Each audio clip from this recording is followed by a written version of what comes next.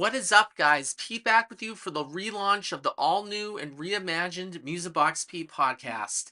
Great to get this new project started on, and I know it's been a few months since I had my last episode, but once you hear what I have planned, then it'll make all the more sense in the long run. The old format MusicBoxPete Podcast is no more, and it's an all new format talking all things specifically on the old Billboard Modern Rock Tracks charts. These are charts I grew up following back young when as a kid and following all the emerging alternative rock, grunge, all the music that I grew up listening to on the radio. We're going to delve a lot more deep into it. It's just really a trip back down memory lane. It's something that I've always wanted to do, but never really got the chance until now. And I'll sort of talk to you about like what started this whole project. And actually, it started actually for the last 4 months, I'd say. I printed out all of the old Billboard Modern Rock Tracks going back from when it first launched in September 10th, 1988, up until the last day since it was known as Modern Rock Tracks charts till June 13th, 2009. So I have all those charts. We're not going to go each one individually, but just trends and little statistics about the chart along the way. I totally nerd out about this stuff, but I'm just so totally stoked to finally bring this to the forefront. I feel that sort of, dumping the old format of the podcast because I reached out to a bunch of bands about trying to come on and do like an interview. I feel like I'd done that for the last, oh God, I think it's been about 8 years now since I'd done the old format of doing interviews. But I feel switching formats is really the best way to go about it. Let's get into things right away and talk about the Modern Rock Tracks chart. Just a little bit of history about it. So it was first published, again, as I said, September 10th, 1988, and it ranks the 40 most played songs on alternative and modern rock radio stations. So more specifically here in Boston, we like WBCN or FNX, which is the station that I grew up listening to. So modern rock, so a lot of people ask, and this sort of gets to the thing about genres, why I'm so like anti-genre and classifying music into genres. But there's also another chart called the mainstream rock chart, and a lot of people sort of get confused about it. So the best way to describe the modern rock tracks chart, it featured more alternative rock, indie pop, and pop punk.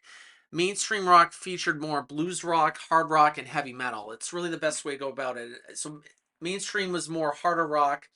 Modern rock was really more like the grunge and the Brit pop and that sort of thing. So it's sort of those types of bands that you're more likely to hear on the modern rock tracks chart. So the chart was only based on radio airplay, and it was calculated by the total number of spins each song receives per week. So all the data that was at BCN and FNX was submitted to this chart. I'm not sure if I'm trying to think of any alternative stations. The only one I could think about is WXRV The River 92.5. I'm sure they still submit it, but I don't think there used to be at least 80 alternative radio stations. Well, as of 2012, it said 80 alternative radio stations. I think that number's gone down. And I don't think there's as many alternative stations as it now. So that number's probably like half. I mean, yeah, so it's really and plus streaming has really taken over. So radio's not as potent as it was 30 years ago. And then this chart was actually renamed to Alternative Songs beginning the June 20th, 2009 issue. What happened was Billboard absorbed Radio Records. They had another similar chart that was called Alternative, and was sort of reflect the industry's more common use of the term. And then it changed the name again when Billboard introduced the separate Hot Alternative Songs chart. It used the same methodology as the Billboard Hot 100. So to avoid confusion, Hot Alternative Songs is renamed Hot Alternative Airplay, which is what it's named today. One of the charts, one thing about the chart is to sort of delve into sort of, the quirks of the chart and whatnot. So in the early years of alternative, and one thing I've always believed about this chart, it started too late in the 80s. Because really alternative music kind of started in the early, I would say late 70s, early 80s is when sort of that whole genre sort of took on. You start bands like Blondie, the Ramones, Talking Heads, Duran Duran, The Clash, all these different bands sort of take hold. Then college rock, and then some of the alternative stations like FNX started in 1983, I believe. BCM was already around since like the late 60s, I think, but that alternative was sort of taken over at that time. And what was really happening is a lot of the new genres are popping up, like college rock, new wave, post-punk, electronic. Those were the main genres, but there wasn't a specific outlet. It was so difficult for them to break through mainstream on the Hot 100. I mean, there was very little crossover of the top 40, so it was really confined to like college rock stations, and there weren't any specific alternative stations to really play those artists.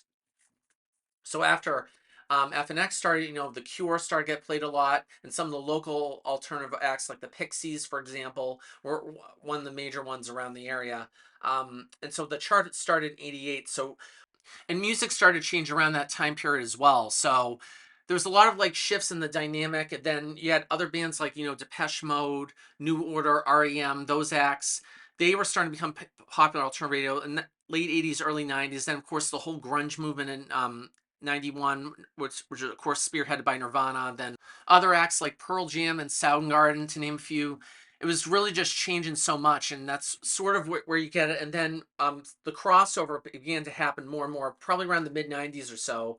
Green Day, The Offspring, Alanis Morissette. Then you had then Soundgarden, Stone Temple Pilots, all these other acts that were coming on, and then it was Third Eye Blind, Matchbox 20, Sugar Ray.